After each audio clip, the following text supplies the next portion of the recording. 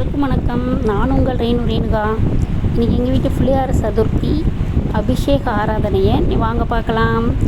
First பிள்ளையாருக்கு தேவையான அபிஷேகம் எல்லாம் பண்ணிடலாம். மாப்பொடி, தயிர் அபிஷேகம், ஆயில் அபிஷேகம், தேன் அபிஷேகம்,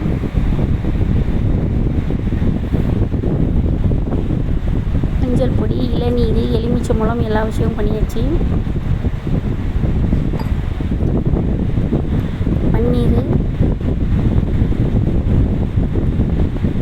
உங்கள் வீட்டில் எப்படி ஃப்ரெண்ட்ஸ் அபிஷேகம்லாம் பண்ணுவீங்களா, இல்லை அப்படியே வாங்கி வச்சு படைச்சிருவீங்களா?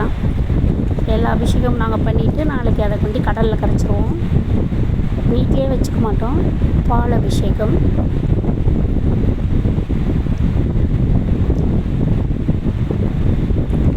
தீபாரத்தனை எடுத்துடலாம். அபிஷேகம் முடிஞ்சிச்சு. பால் அபிஷேகம் முடிஞ்சு தீபாரத்தனை எடுத்தாச்சு. அதுக்கப்புறம் நம்ம இப்போ சாமிக்கு அலங்காரம் பண்ணிடலாம். பிள்ளையாருக்கு அலங்காரம் பண்ணிடலாம். வேஷ்டி, துண்டு, பூநூல், எருக்க மாலை எல்லா மாலையும் போட்டாச்சு. இது ஒரு பிள்ளையார் அலங்காரம் பண்ணியிருக்கோம். அதுக்கப்புறம் சாமிகிட்ட எடுத்து வச்சிடலாம்.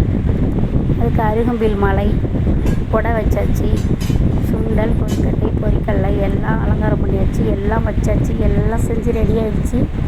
எங்கள் வீட்டு படையல் ரெடி ஆகிடுச்சு. பிள்ளையார் சதுர்த்தி ரொம்ப சந்தோஷமாக, ரொம்ப விசேஷமாக எல்லாம் செஞ்சிட்டோம். பிள்ளையாருக்கு எல்லா அலங்காரம் பண்ணியாச்சு. எல்லா மாலையும் போட்டாச்சு.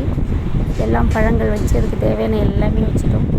நாங்கள் இன்றைக்கி பிள்ளையார் சதுர்த்தியாக ரொம்ப அருமையான முறையில் முடிச்சிட்டோம், கொண்டாடி முடிச்சிட்டோம். நீங்கள் எப்படி ஃப்ரெண்ட்ஸ் செய்வீங்க சொல்லுங்கள் ஃப்ரெண்ட்ஸ்.